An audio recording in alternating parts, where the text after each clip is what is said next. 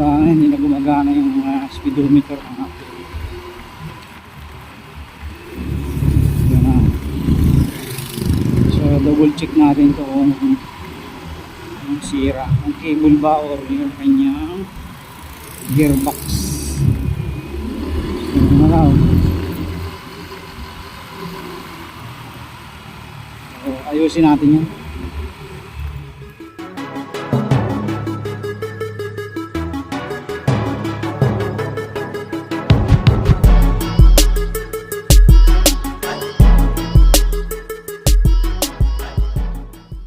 Yo, what's up mga kadrit? Ayan, welcome back dito sa ating YouTube channel. Kamusta po kayo? At mayroon tayong isang motor na nagagamit nyo. Ito ngayon sa brother ko. So last time na ginamit ko ay walang speedometer gauge, o hindi gumagana ang speedometer gauge nya. So napakahirap din pagka walang speedometer gauge, hindi mo ma-check yung takbo. So kaya i-double check natin kung alin ang sira, kung gearbox ba or yung kanyang cable. So syempre bago tayo mag-proceed sa cable, sa gearbox, cable muna i-check natin kung putol o hindi. So ito kasi ayan o, medyo kinalawang na, natagalan na to. Galing kasi ito ng Quezon.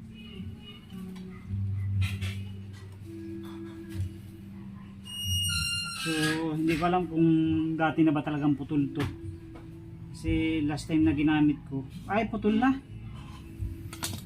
ay ano na siya, sira na siya. Ayaw na talaga niyang gumana. So yan nga, putol na mga kaduit. Ito, pansinin nyo. See? So ito yung kaputol nya. So tingnan natin kung gumagana pa yung gearbox nya. Maikutin natin. Nagana pa. Para ma-sure kung okay ang gearbox, check nyo rin. Since nandyan pa rin naman yung kaputol, ayan o. So paikutin nyo lang yung gulong. O ayan o. So umiikot din siya. So meaning okay pa yung gearbox. Ang gagawin natin, tatanggalin lang natin itong cable, papalitan natin ng bago. Ayan. So dito nabaklas ko na itong harap dahil nagpalit tayo ng signal light, kaya binaklas ko na yan. So babaklasin na rin lang natin yan.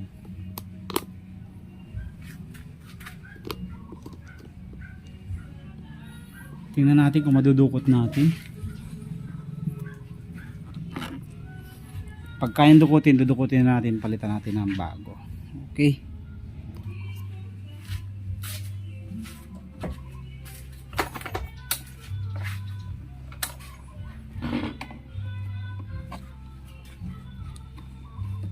So, baklasin lang natin yung mga kalito. Ayan.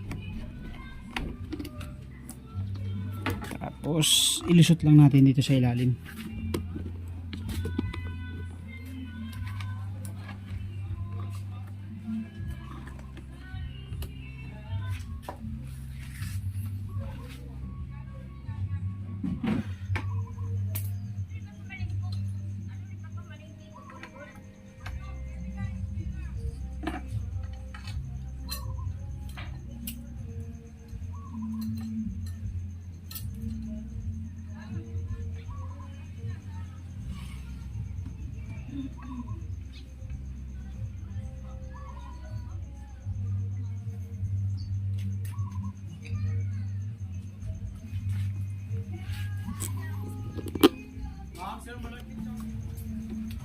Apurado, ma'am, sir. Sir, mainit ako. Apurado.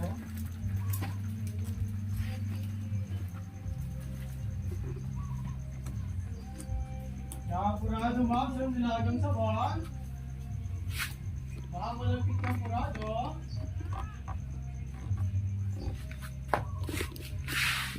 Okay, so yan mga kakrit, nadukot natin para hindi na tayo baklas ng flarings. Ayan.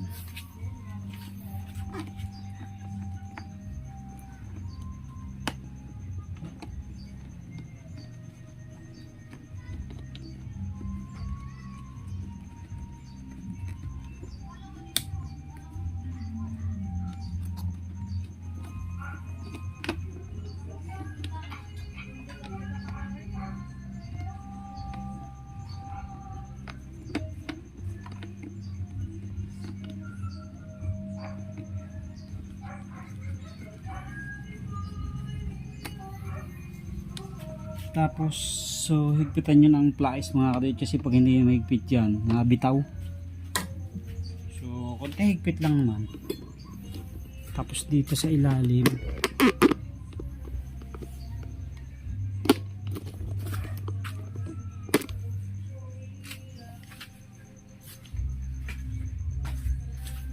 kabit lang natin para makompleto siya.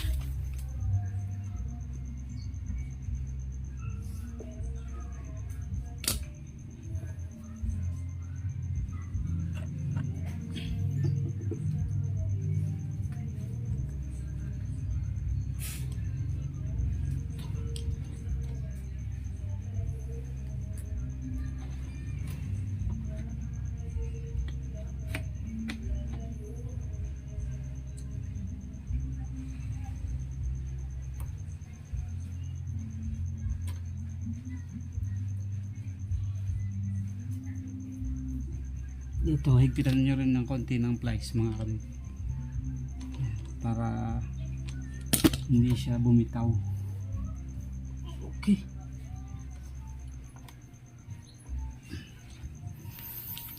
so testing tayo. So yan, kinalangan natin testing tayo. Testing.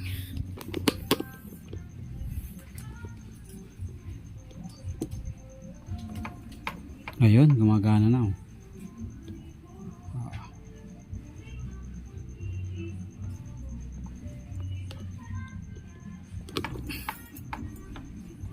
See? Okay, okay.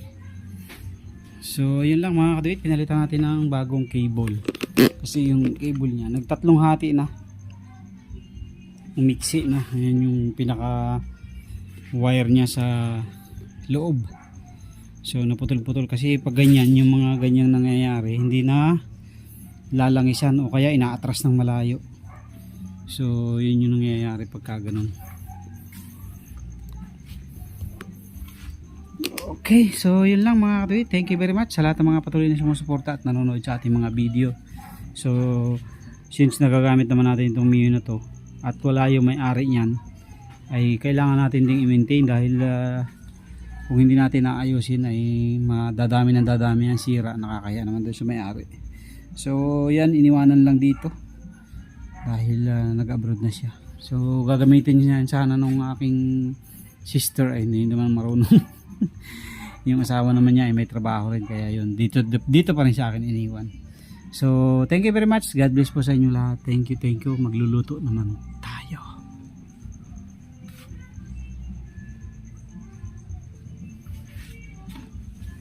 Next natin project dito, ayusin natin to, papalitan natin to upuan kasi meron siyang butas yun, dalawa.